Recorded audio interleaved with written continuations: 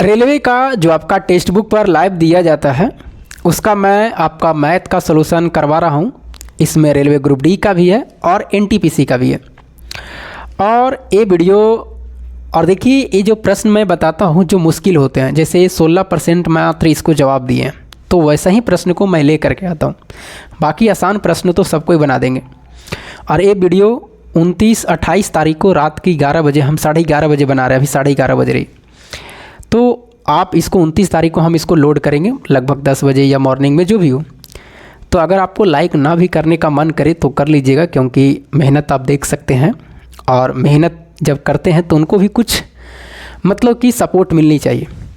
चलिए, कह रहा है कि 2 स्टेशनों हैं, एक दिल्ली और एक अमृतसर के बीच की दूरी 450 किलोमीटर। और अगर ऐसे प्रश्न नहीं बना रहे हैं तो फिर मतलब कि आपकी कॉन्सेप्ट सही नहीं है।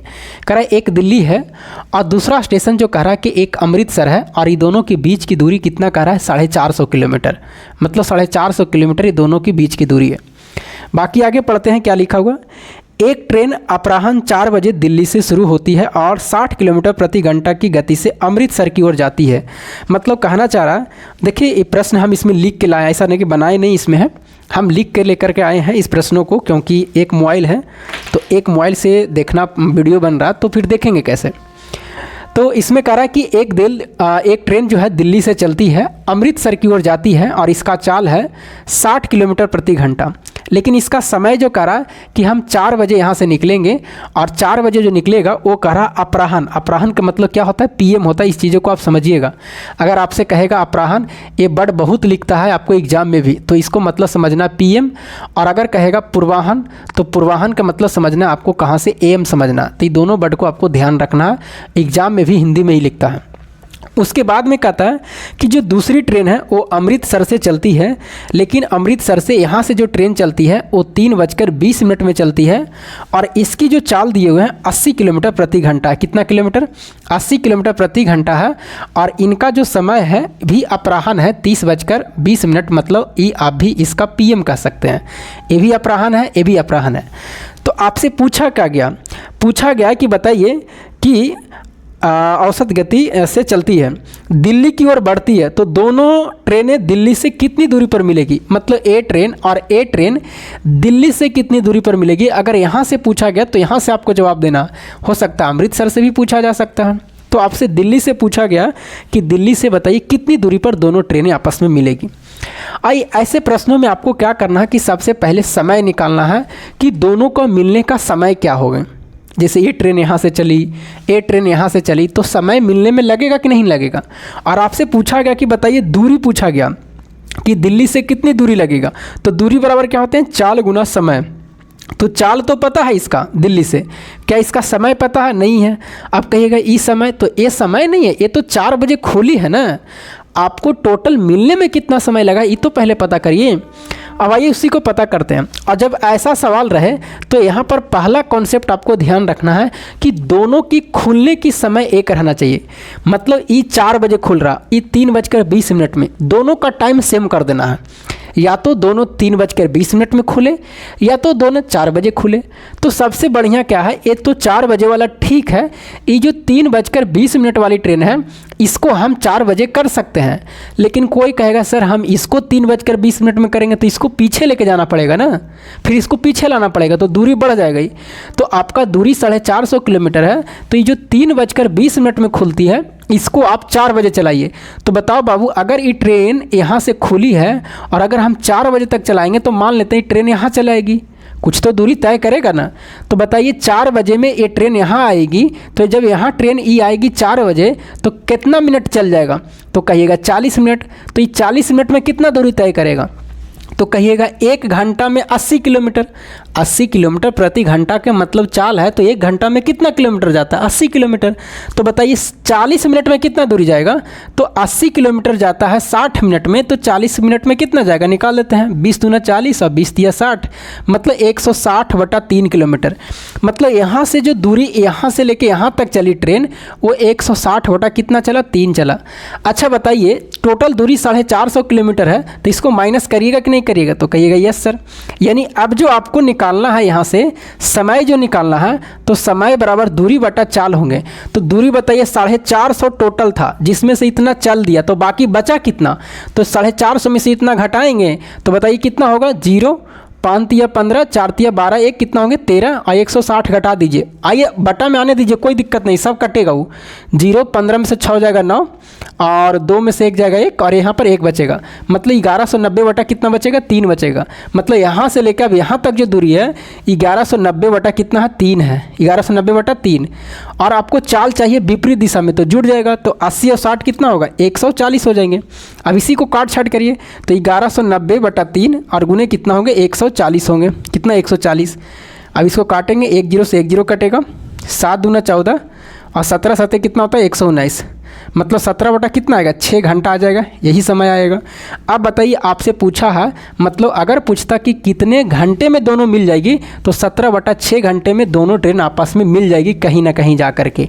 मान लीजिए यहाँ पर मिल गया, तो आपसे पूछा कि बताइए दिल्ली से दूरी कितना है, ये पूछा है, तो दिल्ली से चाल कितना है 60, समय कितना है दोनों के लिए 17 बटा 6। अगर यहाँ से पूछता दूरी तो 80 से गुना करते, लेकिन दिल्ली से पूछा, करता तो काट दीजिए, 6 दहाँ के 60 और 17 दहाँ कितना 170 किलोमीटर दिल्ली से आपस में मिलेगी दोनों ट्रेन।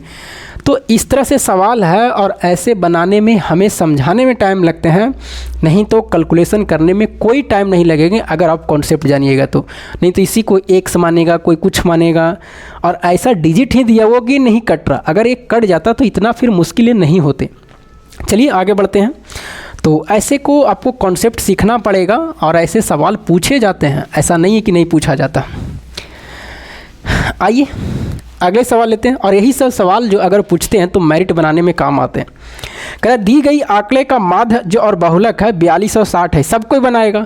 कह रहा है कि जो आंकड़ा दिया हुआ उसका माध्य 42 है और उसका बाद में बहुलक जो कह रहा है वो कितना है 60 है। तो आपसे पूछा कि बताइए माध्यक क्या है, ये सब कोई बना देंगे, क्योंकि हमने फार्मूला बताया है इसको कि बहुलक बराबर 3 माध्यिका और माइनस कितना 2 माध्य बताए हैं। ये फार्मूला हम बताए हैं शायद लगभग 5 दिन पहले।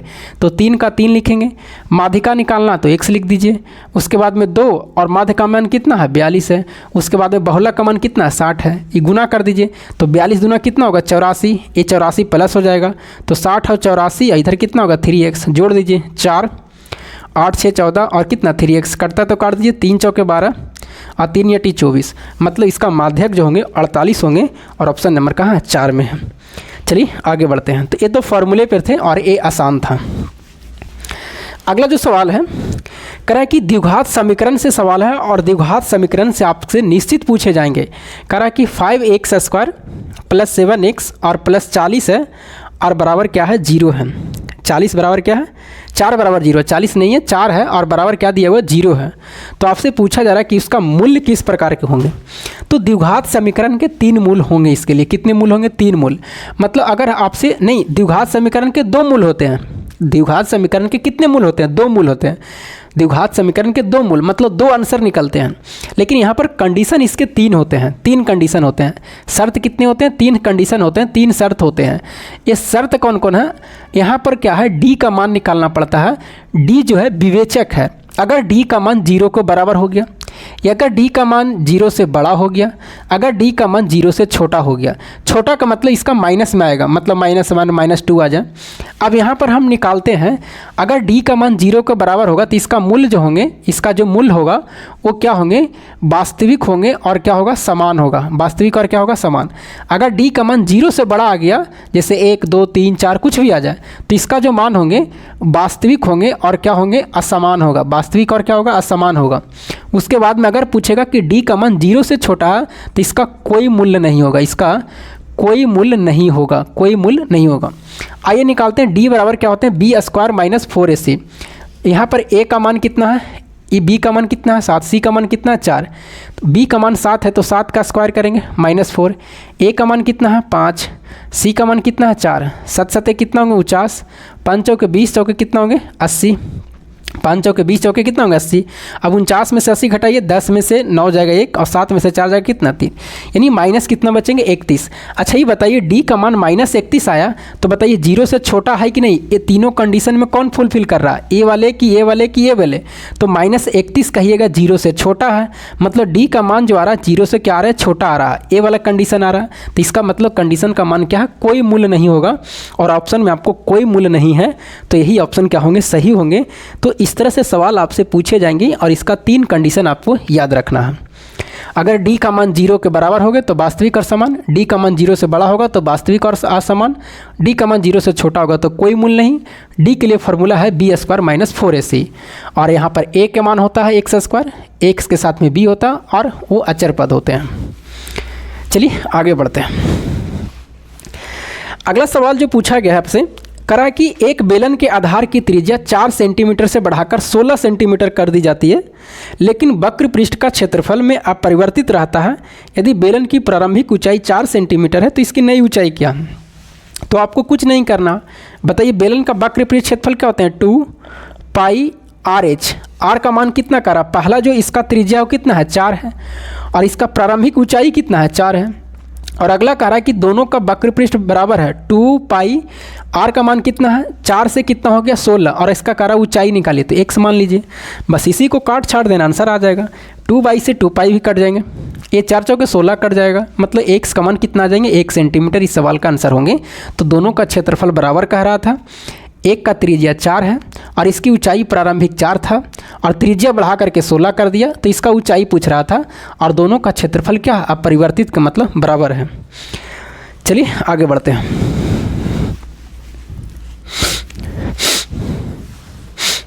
आगे लिखा हुआ है साइन लिखा हुआ है और 90 माइनस क्या है थीटा है, उसके बाद में कॉस है 90 माइनस थीटा है और बटा लिखा हुआ है cos² थीटा -1, इसका मान पूछ रहा है। तो देखिए मान निकालना है तो इसके लिए फॉर्मूले हैं साइन 90 माइनस थीटा क्या होता है cos theta, cos 90 minus theta क्या होते हैं साइन थीटा होता है साइन थीटा, और अगर cos² थीटा -1 करें तो इसका जो फार्मूला होते हैं sin² theta plus cos² theta का मान कितना होता है 1 होता है। ये देखिए फार्मूला में है cos² थीटा -1, मतलब इस 1 को इधर लाया है तो यहाँ पर होंगे cos² थीटा, ये +1 इधर आएगा तो -1 और ये इधर जाएगा तो ये प्लस उधर जाएगा तो क्या होगा -1, मतलब इस फार्मूले के जगह पर हम ए लिख सकते हैं। तो यहाँ पर क्या लिखेंगे -sin² थीटा लिखेंगे। अच्छा -sin² थीटा का मतलब साइन कै गो है 2 गो, तो एगो से यहाँ कट जाएगा, एगो से यहाँ कटेगा ना, एगो से यहाँ कटेगा, ठीक है। कहीं पर कुछ गलती तो नहीं हुआ ना, कुछ और लिखा हुआ था का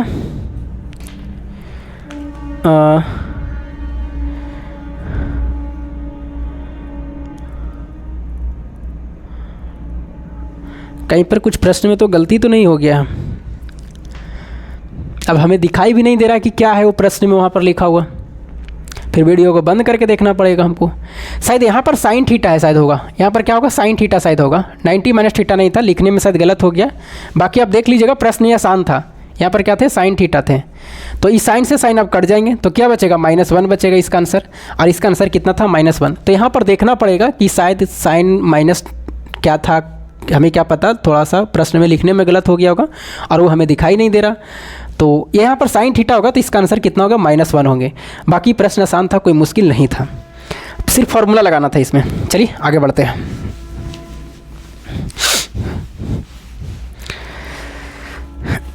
आगे कर रहा है कि देखिएगा अगला जो सवाल है ये बहुत ही अच्छा सवाल है, और देखिए हम आपको वीडियो में भी लिखे हैं, ऊपर में मेरा मेन चैनल में जाइएगा तो लिखा हुआ है कि मैथ का अगर प्रश्न पूछेगा तो जिसमें से 80% से 85% सवाल आपको ट्रिक से बनाना, उसके बाद में जो 5% सवाल होते हैं वो बाई ऑप्शन से होते हैं, उसके बाद में 5% जो होते हैं आपको मेथड से बनते हैं। अगर ये तीनों लगाते हैं तभी जाकर के सारे सवाल बनते हैं। देखिए इसमें प्रश्न में कह रहा है कि 12 पेन और 7 पेंसिल का मूल्य 233 रुपये है। यदि एक पेन का मूल्य 1.5 रुपये कम हो जाता है और एक पेंसिल का मूल्य 1 रुपये बढ़ जाता है तो 2 पेन और 3 पेंसिल का मूल्य 48 रुपया है, तो 4 पेन और 1 पेंसिल का वास्तविक मूल्य क्या होंगे ये बताना है।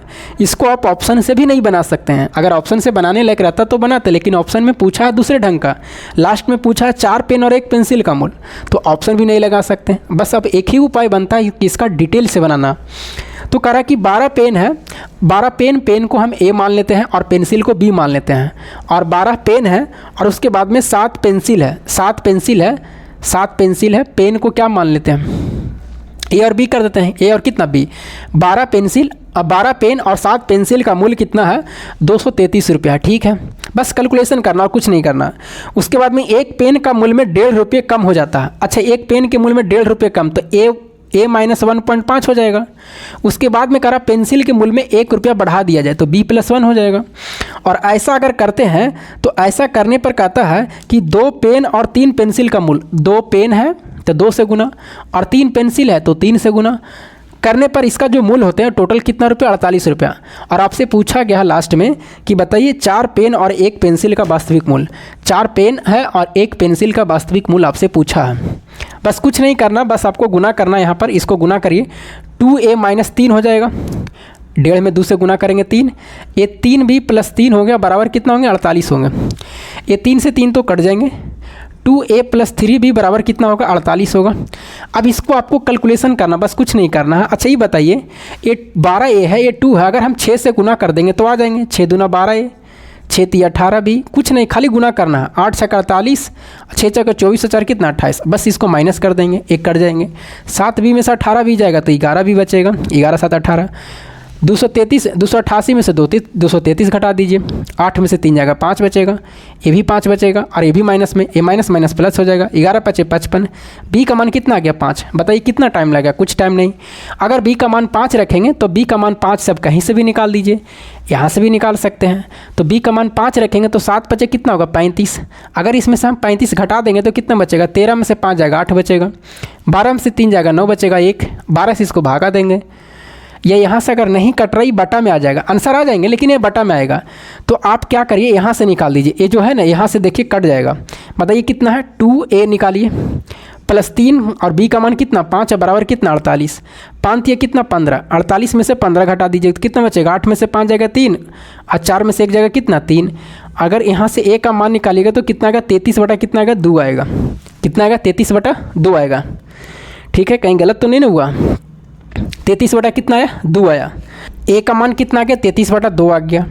अब ए का मान 33 बटा 2 आ गया तो रख दीजिए यहाँ पर। तो बताइए 4 गुना कितना रखेंगे 33 बटा 2, आपको पूछा गया 4 पेन और 1 पेंसिल का, और 1 गुना कितना 5, 2 दूना 4 कट जाएगा, 33 दूना 66 + 5 कितना हो जाएगा 71 हो जाएगा। यानी सवाल का कितना होंगे 71, यहाँ से भी आ जाते, यहाँ से भी करेगा तो काटना पड़ता, 12 से भागा देना पड़ता। तो बस है कुछ नहीं, बस इसमें सवाल में क्या है बस कैलकुलेशन है, और यही सब सवाल वैसे होते हैं जो मेरिट बनाते हैं और एग्ज़ाम में ऐसे पूछे जाते हैं। आपका ट्रेंडिंग जो है एग्ज़ाम का इसी तरह से रहते हैं। तो चलिए आगे बढ़ते हैं।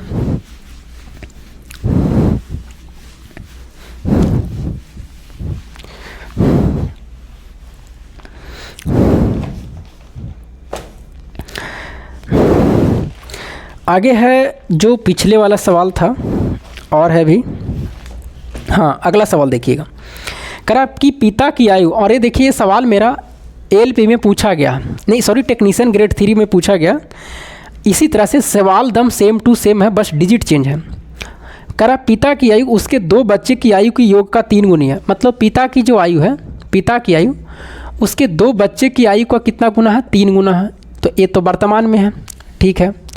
उसके बाद में कह रहा है कि 6 वर्ष बाद उसकी आयु दोनों बच्चे की आयु की दोगुनी हो जाएगी। अगर 6 वर्ष बाद हम जाते हैं, 6 वर्ष बाद के मतलब प्लस, तो ये कितना होता है दोगुनी हो जाती है। तो आपसे पूछा गया कि बताइए पिता की आयु क्या है। अब ऐसे ऑप्शन को आपसे पूछा गया कि बताइए पिता की आयु क्या है, अगर ऑप्शन से आप नहीं बनाइएगा तो फिर बनना मुश्किल हो जाएगा, मतलब टाइम लग जाएंगे। तो हम मान लेते हैं कि इसमें जो आंसर है आपको कितना है 54 वर्ष। तो पिता की जो आयु है हम मान लेते हैं कि पिता की आयु कितना है दोगुनी हो जाएगी, तो पिता की आयु मान लेते हैं कि ऑप्शन वाले जो है 54 साल इसका सही है। मतलब पिता की वर्तमान आयु कितना है, तो पिता की वर्तमान आयु 54 साल है। अच्छा बताइए पिता की वर्तमान आयु 54 साल होगा तो ये कितना गुना है, तो कहिएगा 18 गुना, यही ना है, ठीक है।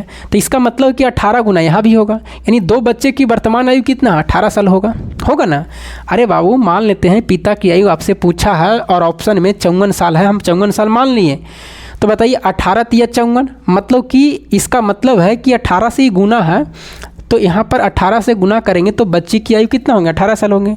अब 6 साल बाद का रहा तो 6 साल बाद ये वाला रेशियो आना चाहिए ना, आएगा। बताइए 54 साल है पिता, 6 साल बाद कितना होगा, 60 साल का हो जाएगा। 18 साल का बच्चा है दोनों, तो 6 साल बाद कितना होगा, तो 6 और 6 2 बार जोड़ना पड़ेगा, यहीं पर गलती होती है क्योंकि 2 बच्चे हैं। तो 18 6 24 और 24 और 6 कितना 30 होंगे, और 30 दूना कितना होंगे 60। बताइए 2:1 आ रहा है कि नहीं आ रहा। इसका मतलब है जो ऑप्शन 54 साल है वो क्या है, सही है। और ये सवाल हम मेरा टेक्नीशियन ग्रेड 3 में पूछा भी गया है। इसी तरह से मतलब डिजिट क्या है, चेंज है। चलिए आगे बढ़ते हैं। और अभी जो भी टेक्स्ट बुक दे रहा है ना सवाल, वो इसी पैटर्न पर ही दे रहे हैं। अगला सवाल है, कह रहा है कि एक नाव द्वारा, देखिए अब ऐसे सवालों का अगर आप ऑप्शन से नहीं बनाइएगा ना तो नहीं बनेंगे। देखिए एक सवाल और हम लेते हैं, वो आपको पता चलेगा। सबसे पहले इसको देख लेते हैं। एक यात्रा का 1/3 भाग 25 किलोमीटर प्रति घंटा, मतलब 1/3 भाग है जो 25 किलोमीटर प्रति घंटा की चाल से चलता है। अगली 1/3 भाग 40 किलोमीटर प्रति घंटा की चाल से चलता है। और उसके बाद में कहता है शेष जो चाल है वो आपको चलता है कितना, शेष यात्रा 50 किलोमीटर प्रति घंटा के औसत चाल पूछा जा रहा है। तो बस इसमें आपको भी कुछ नहीं करना है, ये दूरी ऐसा मानिए कि दोनों से कटना चाहिए। तो हम मान लेते हैं कि दूरी कितना किलोमीटर, 9 किलोमीटर। तो ये बताइए दोनों से कटना चाहिए, तो 3 तिया 9, तो इसका मतलब 3 किलोमीटर यहाँ चला है। 1/3 तो 3 किलोमीटर यहाँ चला है, तो बाकी कितना बचा, 3 और 3 6, और 9 में से 6 जाएगा तो 3 किलोमीटर यहाँ चलेगा शेष। औसत चाल पूछा, तो औसत चाल बराबर क्या होता है, कुल दूरी। तो कुल दूरी कितना है 9। कुल समय, तो समय बराबर दूरी बटा चाल, तो 3/25 होंगे। यहाँ भी 3/40 होंगे, यहाँ पर 3/50 होंगे। बस अब कैलकुलेशन करना और क्या करना है। तो 9 होंगे, इसका एलसीएम कितना होंगे, 200 होंगे। कितना, 200 होंगे, एलसीएम 200 होंगे ना इसका। अब बताइए 200 एलसीएम होंगे तो 25 8 200, 8 तिया 24, 40 बचे 200, 5 तिया 15, 50 हो के 200, 4 तिया 12। ये 200 कहाँ जाएगा, ऊपर जाएगा। तो 9 गुने कितना हो जाएंगे, 200 बटा कितना हो जाएंगे, जोड़ दीजिए। 5 और 2 7 और 4 कितना, 11। 1 का 1 2 और 2 4 है कितना, 5, 51 हो जाएंगे। अब इसी को भागा देना है, 9 गुना 2 से 51 करिएगा तो 35 पॉइंट कुछ आएंगे, 35.3 करके किलोमीटर प्रति घंटा करके आंसर आएंगे। तो बस कैलकुलेशन रहता, अगर आपको कॉन्सेप्ट मालूम है तो ज़्यादा समय नहीं लगते हैं। चलिए आगे बढ़ते हैं। अब इसी को कितना एक समान के बनाता कि मान लिया दूरी 1 से है, तो वहाँ पर कैलकुलेशन लंबा हो जाते हैं। हाँ देखिएगा, ये सवाल जो 9 धारा वाले हैं, अगर आप इसको ऑप्शन से अगर नहीं बनाइएगा तो फिर बनाना मुश्किल हो जाएगा, बहुत लंबा चल जाएगा। करा एक 9 धारा, तो मतलब कि जो आपको 5% और 5% वाला हम बता रहे हैं कि मतलब टोटल सवाल अगर मान लीजिए कि 100 क्वेश्चन है तो 85-90 क्वेश्चन आपसे बन जाएंगे ट्रिक से। बाकी 10 में जो आपको 5 गो ऑप्शन से और 5 गो कॉन्सेप्ट से बताना पड़ता है, ये आपको मैथ में तरीके लगाने पड़ते हैं। क्या करा कि एक 9 जो है वो धारा 120 किलोमीटर धारा के प्रतिकूल जाने में और प्रारंभिक बिंदु पर वापस आने में लिया गया कुल समय 8 घंटा। मतलब कह रहा है कि अगर हम 120 किलोमीटर की दूरी तय करते हैं तो 120 किलोमीटर मतलब जाने में, मतलब धारा के दिशा में जाएगा तो आएगा धारा के विपरीत दिशा में। ऐसे टोटल कितने घंटे लगते हैं, 8 घंटे। सेम का मतलब धारा के दिशा में, अपोजिट के मतलब धारा के विपरीत दिशा में। उसके बाद में करा कि यदि धारा की गति स्थिर पानी में नाव की गति का 25% है, करा कि धारा की जो गति है और स्थिर पानी में नाव की जो गति है उसका 25% है। धारा की जो गति है स्थिर पानी में नाव की गति का 25% है, तो इसका मतलब ये 25 होंगे तो ये कितना होगा, 100 होगा। अगर हम इसको 100 मानेंगे तो ये 25%, 25 हो के 100, इसी को हम लिख सकते हैं 1 का अनुपात कितना, 4 लिख सकते हैं। 1 अनुपात कितना, 4। ये चाल हो गया, तो धारा का चाल अलग हो गया, नाव का चाल अलग हो गया। अब आपसे पूछा है लास्ट में क्या कि बताइए धारा के प्रतिकूल और धारा के अनुकूल नाव की गति में बीच का अंतर कितना है। धारा के प्रतिकूल मतलब अपोजिट और धारा के सेम मतलब धारा के दिशा में, दोनों का अंतर आपसे पूछा कि बताइए अंतर कितना है, ये आपसे पूछा। तो ऑप्शन में देखिए कि ऑप्शन में इसका हम अगर मान लेते हैं कि 16 किलोमीटर, कितना 16 किलोमीटर, ज़्यादा टाइम नहीं लगता। मान लेते हैं कि इसका आंसर जो है ये दोनों के अंतर कितना है, 16 किलोमीटर है। अच्छा बताइए ये धारा के विपरीत में और धारा के दिशा में अंतर 16 का है, तो हम लोग भी चाल निकालते हैं रेशियो से। ये धारा है, ये नाव है, तो धारा के दिशा में जाएगा तो दोनों जुटेगा, तो 4 1 5 और बटा कितना होंगे, 2 होंगे। अरे बाबू, धारा के दिशा में जाएगा तो धारा के दिशा में जाएगा तो नाव की चाल और धारा की चाल जुड़ जाएगा तो कितना होगा, 5 होगा। और अगर धारा के विपरीत में जाएगा तो 4 में से एक जगह कितना होगा, 3 बचेगा। तो मतलब ई हो गया आपका सेम में और ई हो गया आपका कहाँ, अपोजिट में हो गया, यही ना हो गया। और ये किताब कहा कि दोनों का अंतर कितना कहा, 16 किलोमीटर है। हम लोग कहेंगे तो कितना का, 2 का। तो बताइए अगर हम 16/2 करेंगे तो 2 8 कितना, 16। मतलब यहाँ का अगर हम चाल निकालेंगे तो 8 बचे कितना आ जाएगा, 40 किलोमीटर प्रति घंटा। और यहाँ का चाल निकालेंगे तो कितना आ जाएगा, 8 या 24 किलोमीटर प्रति घंटा। अब यहाँ पर रख के देखते हैं 8 घंटा आता कि नहीं है। मतलब कुछ नहीं किए हैं, आपसे पूछा गया धारा के विपरीत धारा में दिशा में दोनों का अंतर कितना का, 16 का। हम लोग भी निकाल लेते हैं रेशियो पे। धारा की चाल 1 और नाव की चाल 4 है, तो बताइए सेम में जाएंगे तो 4 1 5 किलोमीटर बनेगा, विपरीत जाएंगे 3 किलोमीटर, अंतर करेंगे तो 2 किलोमीटर। अब अंतर का तुलना अंतर से करेंगे तो यहाँ 8 बचा। मतलब अगर हमें धारा निकालना है तो 8 से गुना करेंगे तो 8 बचे 40, विपरीत में निकालना है तो 8 से गुना करेंगे तो 24। अब यहाँ रख के देखते हैं 120 किलोमीटर जाना है, सेम में कितना, तो सेम में चाल कितना है, 40 है। धारा के विपरीत में भी 120 किलोमीटर जाएंगे और बताइए इसकी चाल कितना है, 24 है। 24 5 120 और 40 थी 120। बताइए 5 और 3 कितना होंगे, 8 किलोमीटर आ रहा है कि नहीं आ रहा। इसका मतलब है कि 16 किलोमीटर प्रति घंटा क्या है, सही है। तो इस तरह से करके बनाना पड़ता है, नहीं तो पूरी सवाल आपसे नहीं बन पाएंगे अगर आप नहीं बनाइएगा तो। चलिए एक और है, देखिए जो आपसे सवाल पूछा गया है, एक सवाल और है, बस लास्ट है। सवाल क्या है, एक